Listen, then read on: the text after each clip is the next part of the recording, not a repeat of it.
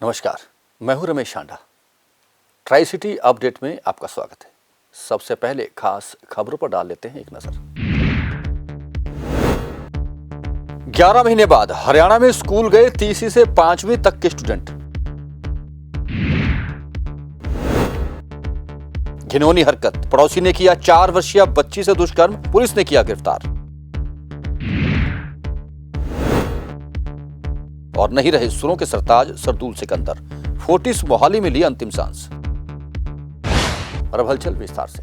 हरियाणा में 11 महीने के बाद तीसरी से 5वीं तक की कक्षा के नन्हे मुन्ने स्टूडेंट्स भी स्कूल जाने शुरू हो गए हैं। हरियाणा सरकार के फैसले के बाद सोमवार से हरियाणा में तीसरी से 5वीं तक की कक्षाएं शुरू हो गई। हालांकि पहले दिन स्टूडेंट्स की उपस्थिति कम रही, लेकिन उम्मीद जताई जा रही है कि धीरे धीरे स्टूडेंट स्कूल्स को लौटने लगेंगे।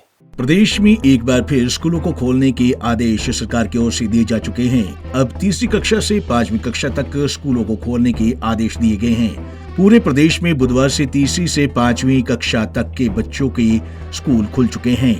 पंचकुला में भी कोरोना नियमों के तहत बच्चों को स्कूलों में प्रवेश दिया जा रहा है। सभी बच्चों का टेम्परेचर चेक किया जा रहा है। कक्षाओं को स्कूल प्रशासन की ओर से पहले ही सैनिटाइज करवाया गया है। वहीं लंबे समय से स्कूल खुलने के कारण बच्चे भी अधिक संख्या में स्कूल पहुंच रहे हैं। जैसे ही हमें आदेश मिला कि बच्चों के स्कूल खुलेंगे तीसरी से 5वीं के, तो हमने सबसे पहले स्कूल उनके रूम्स को प्रॉपर सैनिटाइज़ कराया। उसके बाद हमने मशीन लगाई है एक बाहर उधर प्राइमरी साइड पे कि बच्चा अपना हाथ नीचे करेगा तो सैनिटाइज हो जाएगा। और जो बच्चे मास्क पहन के आएंगे ठीक है, नहीं भी पहन के आएंगे तो हम अपनी तरफ से जो है उनको बच्चों को प्रोवाइड करेंगे। और एक क्लास में हम एक सैनिटाइज़र की बोतल रख रहे हैं कि बस जो टीचर्स आएँ और उनको सैनिटाइज़ कराएँ। और आज एक मेडिकल टीम भी आ रही है हमारे यहाँ, जो बच्चों को उनका टेम्परेचर उनका चेक करेगी। कोविड टेस्ट नहीं करेगी, लेकिन उनको चेक करेगी क्या वो मेडिकली फिट है या नहीं है। जिन बच्चों का टेम्परेचर थोड़ा ज़्यादा होगा तो उनको हम हॉस्पिटल में भेजेंगे या उनके डॉक्टर्स जो है उनको मेडिसिन देंगे कि ये प्रॉब्लम क्या है। तभी उनका जो है, यदि उनको कोई भी सिम्टम नज़र आएगा तभी उनका कोविड टेस्ट कराया जाएगा। वैसे बच्चे बहुत उत्साहित हैं आने के लिए और बहुत बच्चे आ रहे हैं आज, लेकिन आने वाले दिनों में बहुत ज़्यादा स्ट्रेंथ हो जाएगी क्योंकि बच्चे घर बैठ के बहुत बोर हो गए हैं। बच्चे चाहते हैं कि वो स्कूलों में आएँ और अपने साथियों के साथ बात करें, पढ़ें। जो घर में बैठ के पढ़ना होता है वो बच्चा 1 साल से करीब 1 साल हो गया है कि बच्चा घर है, तो वो चाहता है कि जैसे हम स्कूल आएँ और बच्चों में आपसे साथियों से मिलें। इससे पहले कोविड-19 के चलते सभी स्कूलों में ऑनलाइन क्लास लगाई जा रही थी। कोरोना प्रकोप के कुछ कम होने के साथ साथ अब बच्चों की पढ़ाई को भी जारी रखा जा रहा है। कुछ समय पहले जहां छठी कक्षा से 12वीं कक्षा तक के बच्चों के लिए स्कूल खोल दिए गए थे, तो वहीं अब तीसरी कक्षा से 5वीं कक्षा तक के बच्चों के लिए स्कूल खोल दिए गए हैं। ऐसे में शिक्षा विभाग की ओर से स्कूल प्रशासन को सख्ती के साथ कोरोना नियमों का पालना करने के आदेश दिए गए हैं। बच्चों को कक्षाओं में सोशल डिस्टेंसिंग और मास्क के साथ ही बैठने को कहा गया है। स्वास्थ्य विभाग की एक मेडिकल टीम भी बच्चों को चेकअप के लिए पहुंच रही है और साथ ही कोविड-19 से कैसे बचाव किया जा सके उसको लेकर भी बच्चों को बताया जाएगा। Bureau report, Punjab Kesari TV, Chandigarh. Delhi हिस्सा में पुलिस को वंचित लखा सिदाना ने बठिंडा में बड़ी रैली की, जबकि पुलिस उसके ऊपर 1 लाख रुपए का इनाम भी घोषित कर चुकी है। डेमोक्रेटिक पार्टी के नेताओं ने आज चंडीगढ़ में एक पत्रकार वार्ता कर इसका कड़ा विरोध किया। उनका कहना था कि यह बड़ी रैली कैप्टन अमरिंदर सिंह के इशारे पर हुई है और यह कैप्टन अमरिंदर सिंह सरकार की बहुत बड़ी फेलियर है कि एक इनामी मुजरिम यहां आकर रैलियां कर रहा है। गुरकिरपाल सिंह मान अपनी पार्टी वालों पंजाब के नौजवानों नूं, पंजाब की जनता नूं, पंजाब के लोगों को यह सुनेहा देना चाहुंदा भी जिहड़े कल बठिंडे च रैली हुई है, तुसीं अपराधियों को अपना हीरो मन के उत्थे ना जाओ। जिहड़े अपराधी ने ये सानू मिसगाइड कर रहे हैं तो इन्हों मिसगाइड कौन करवा रहा है भी कठपुतलियां ने अगे कांग्रेस गवर्नमेंट के हाथ के पंजाब के अंदर। मैं आप थोनों बहुत साफ तरीके नाल दस रहा कि जी कांग्रेस गवर्नमेंट है पंजाब के विच, इन्हां दी शुरू तो ही पॉलिसी रही है डिवाइड एंड रूल की, तो हुण भी यही चाहुंदे ने ये अपराधियों को अपनी कठपुतली बना के रैली च भेजिया, लोगों को भड़का रहे हैं। इस तरीके नाल अपनी बदमाशी या अपनी गुंडागर्दी दिखाना चाहते हैं कांग्रेस पार्टी वाले। असी इस चीज़ का विरोध करते हैं तो मैं पंजाब के लोगों को सुनेहा दिना भी असी शांतमई तरीके नाल, शांतमई ढंग दे नाल पंजाब दे विच फार्मर के हित लई आपां प्रोटेस्ट करना है। इस तरीके नाल नहीं करना भी गड़बड़ दुआरा तो पैदा हो जाए। ਸਾਡੀ ਡਿਮਾਂਡ ਇਹੀ ਹੈ ਜੀ, ਅਪਰਾਧੀਆਂ ਨੂੰ ਅੱਗੇ ਨਾ ਲੈ ਕੇ ਆਓ, ਇਹਨਾਂ ਨੂੰ ਆਪਣਾ ਹੀਰੋ ਨਾ ਬਣਾਓ। ਫਾਰਮਰਸ ਆਪਣਾ ਪ੍ਰੋਟੈਸਟ ਇੰਡੀਪੈਂਡੈਂਟ ਤਰੀਕੇ ਨਾਲ, ਜਿਹੜੇ ਫਾਰਮਰਸ ਲੀਡਰਸ ਨੇ ਉਹ ਖੜ ਕੇ ਆਪਣੀ ਸਟੇਜਾਂ ਤੇ ਕਰਨ। ਤੁਸੀਂ ਇਹਨਾਂ ਨੂੰ ਭੁਲਾ ਕੇ ਪਬਲਿਸਿਟੀ ਆਪਣੀ ਕਿਉਂ ਕਰ ਰਹੇ ਹੋ? ਇਹ ਤਾਂ ਗਲਤ ਪਬਲਿਸਿਟੀ ਹੋ ਰਹੀ ਹੈ ਤੁਹਾਡੀ। ਗਵਰਨਮੈਂਟ ਤੁਹਾਡੇ ਤੇ ਕਾਬਜ਼ ਹੋ ਰਹੀ ਹੈ, ਤੁਸੀਂ ਕੁਰਪੁਤਲੀ ਬਣ ਰਹੇ ਹੋ ਗਵਰਨਮੈਂਟ ਦੇ ਹੱਥ ਦੇ ਵਿੱਚ। ਦਿੱਲੀ ਦੇ ਵਿੱਚ ਫਾਰਮਰਸ ਨੇ ਕਿਸੇ ਪੋਲੀਟੀਕਲ पार्टी का सहारा नहीं लिया, हुण क्यों ले रहे फिर ये? शहर के इंडस्ट्रियरिया थाना इलाके में एक घिनौनी हरकत सामने आई है। जी हाँ, पड़ोस में रहने वाले एक व्यक्ति ने पड़ोस में ही रहने वाली एक बच्ची से रेप कर दिया। मामला उस वक्त सामने आया जब उसकी छोटी बहन ने मां को जाकर शिकायत कर दी। मां ने आसपास के लोगों को इकट्ठा किया और दरवाजा तोड़ा, जिसके बाद आरोपी वहां से फरार हो गया, जिसे बाद में पुलिस ने गिरफ्तार कर लिया। देश में बढ़ रहे डीजल, पेट्रोल और अन्य पेट्रोलियम पदार्थों के विरोध में पंचकुला में आज कांग्रेस ने जोरदार प्रदर्शन किया, जिसकी अगुवाई पूर्व डिप्टी सीएम चंद्रमोहन कर रहे थे। चंद्रमोहन ने आरोप लगाया कि सरकार अपने फायदे के लिए पेट्रोल बढ़ा रही है और निजी कंपनियों को फायदा पहुंचाया जा रहा है, जबकि आम आदमी महंगाई में पिस रहा है। सरकार को तुरंत प्रभाव से तीनों काले कानून वापस लेना चाहिए, यही हमारी मांग है सरकार से। पूरी जनता में त्राही त्राही मची हुई है और सरकार की नींद, गहरी नींद सो रही सरकार को तुरंत प्रभाव से किसानों की, गरीब आदमियों की बात को सुनना चाहिए और अपनी गलती माननी चाहिए। नहीं, सरकार को अल्टीमेटली मानना ही पड़ेगा। मैं तो कहूँगा ये सरकार की हठधर्मी छोड़ देनी चाहिए उसको। जब किसान खुद कह रहे हैं कि हमें ऐसे कानून की जरूरत नहीं, तो सरकार को क्या जरूरत है? हमारा अनिश्चितकालीन धरना है और रहेगा। पेट्रोल, डीजल और पेट्रोलियम पदार्थों में हुई बढ़ोतरी के बाद अब प्याज लोगों को रुलाने लगा है। जी हाँ, 50 रुपए से 55 रुपए किलो तक प्याज पहुंच गया है, जिसके बाद लोगों का रसोई का बजट बिगड़ गया है। इसी बढ़ोतरी को लेकर हमने आज मंडी का दौरा किया और पता लगाया कि आखिर क्या वजह है कि प्याज के दाम एकाएक बढ़ने लगे। आम लोगों पर महंगाई की दोहरी मार पड़ रही है। पहले पेट्रोल डीजल के बढ़ते दाम, फिर गैस के सिलेंडर हुए 50 से 100 रुपए तक महंगा। अब प्याज आजकल चर्चा का विषय बनता जा रहा है और प्याज ने घर का बजट बिगाड़ कर रख दिया है। प्याज के लगातार बढ़ रहे दाम, इसको लेकर हमने चंडीगढ़ की सबसे बड़ी सेक्टर 26 स्थित क्रेन मार्केट का दौरा किया, जहां जाकर दरअसल हमने जाना कि प्याज क्यों महंगा बिक रहा है। मंडी में प्याज 50 रुपए किलो तक बिक रहा है और वही प्याज आपके घरों तक आते आते 55 से 60 रुपए किलो तक बेचा जाता है। दरअसल प्याज का ऑफ सीजन है, बावजूद दाम रिकॉर्ड तोड़ने जा रहे हैं, लेकिन प्याज का रेट अभी और रुला भी सकता है। आने वाले दिनों में कोई राहत की उम्मीद नहीं है। चंडीगढ़ में इस समय 50 रुपए प्रति किलो के आसपास तक पहुंच गया है। वहीं रसोई गैस के दाम बढ़ने से लोगों को और ज्यादा महंगाई की मार पड़ी है। घरेलू गैस के दामों में 50 रुपए की बढ़ोतरी हुई है। इससे आम आदमी के रसोई का बजट डगमगा चुका है, क्योंकि दाल और सरसों के तेल, एलपीजी गैस के बाद प्याज के रेट भी भारी इजाफा हो रहा है। Sir, as I am working women, मैं एक वर्किंग लेडी हूँ। मेरे लिए भी ये बहुत मुश्किल हो रहा है सब मैनेज करना, और एक हाउसवाइफ के लिए मैं जो सोची हूँ जो कि नॉन वर्किंग है, उनके लिए बहुत ही मुश्किल है सब कुछ इस महंगाई के टाइम में मैनेज कर पाना।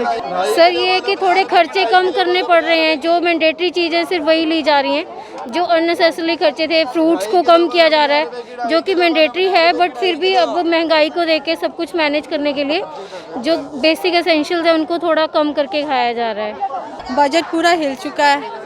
जो प्याज सस्ते मिल रहे थे अब वो बहुत महंगे मिलने लग गए, और सिलेंडर भी बहुत महंगा हो गया, सब चीज़ बहुत महंगा हो गया। किस तरह से गुजारा चलता है आपका? बस चल रहा है किसी तरह से। अब लेना तो है ही है, अब चाहे महंगा हो चाहे सस्ता हो, थोड़ा बहुत से गुजारा करना ही पड़ता है।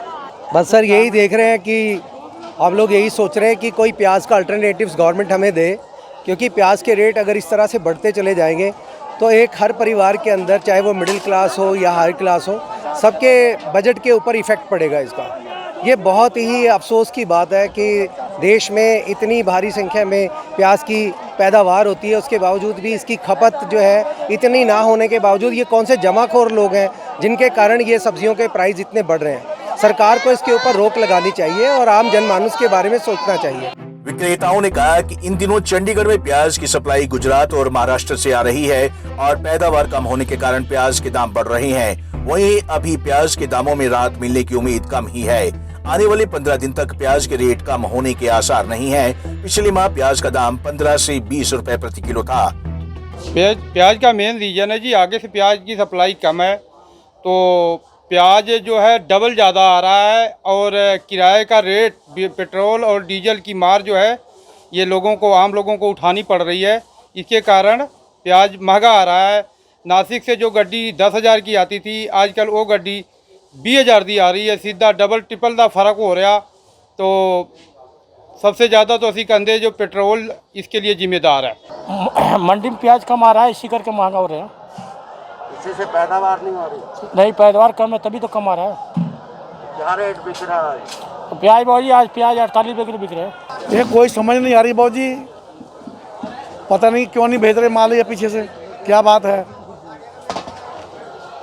महंगा होने का कारण क्या मानते हैं? कारण ये तो पीछे वाले जान सकते हैं बाबूजी, मेरे को तो इस बात का पता नहीं है।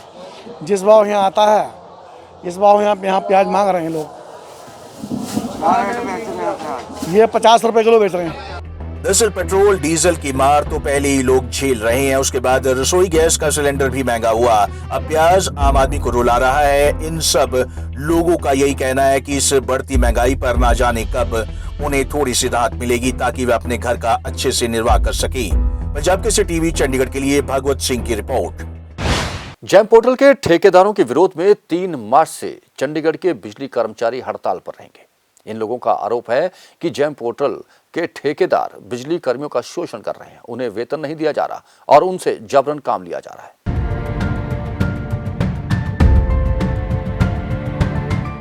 जेम पोर्टल के ठेकेदारों ने भूख हड़ताल करने का फैसला लिया है। अपनी विभिन्न मांगों को लेकर वो आगामी 3 मार्च को भूख हड़ताल करने जा रहे हैं। बीते दिन इलेक्ट्रिकल वर्कमैन यूनियन की मीटिंग हुई थी, जिसमें भूख हड़ताल का फैसला लिया गया है।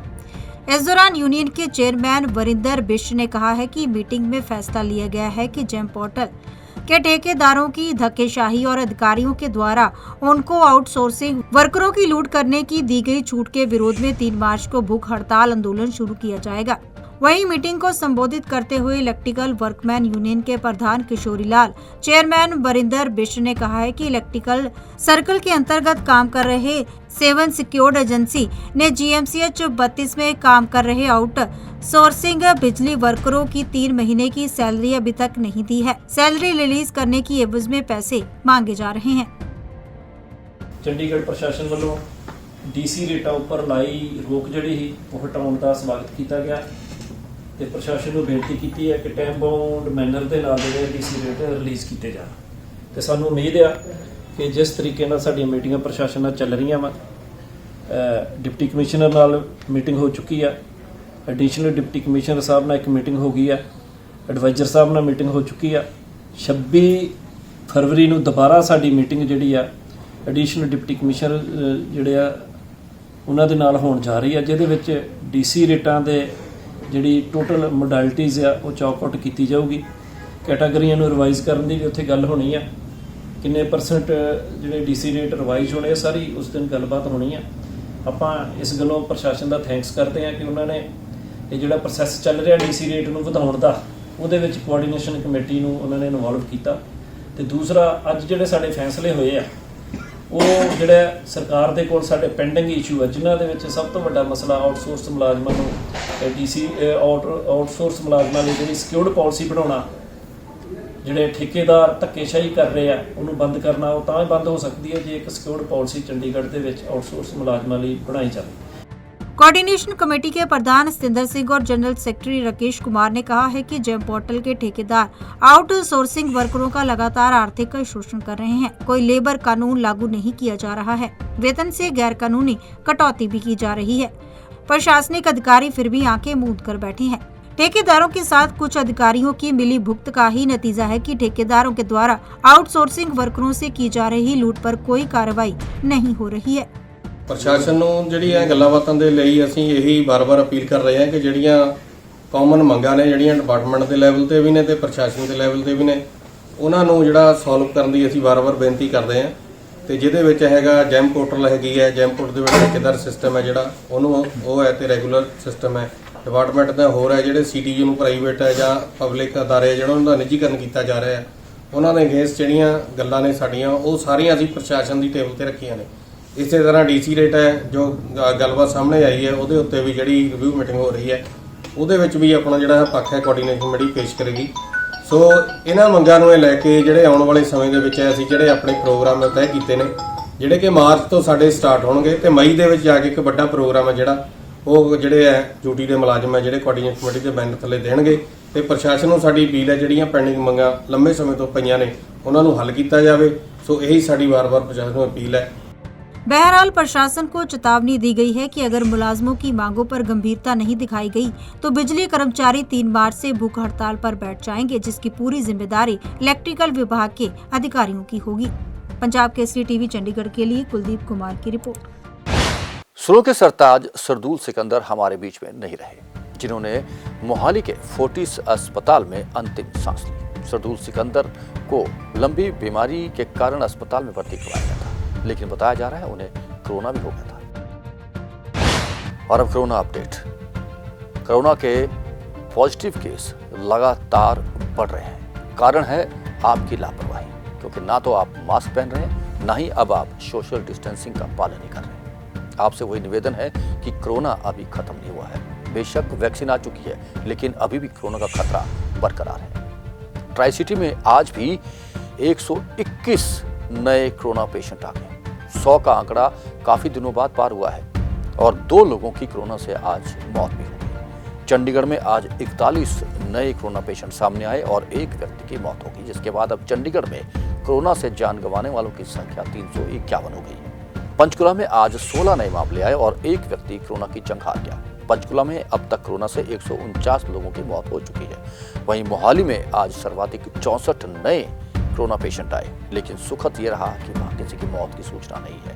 वहां अब तक कोरोना से 383 लोग मर चुके हैं।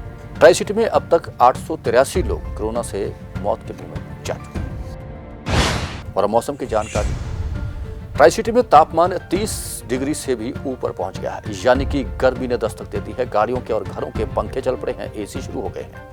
ट्राई सिटी में आज का अधिकतम तापमान 31.1 डिग्री सेल्सियस तक पहुंच गया। वहीं न्यूनतम तापमान भी बढ़ते हुए 11.6 डिग्री सेल्सियस तक रहा।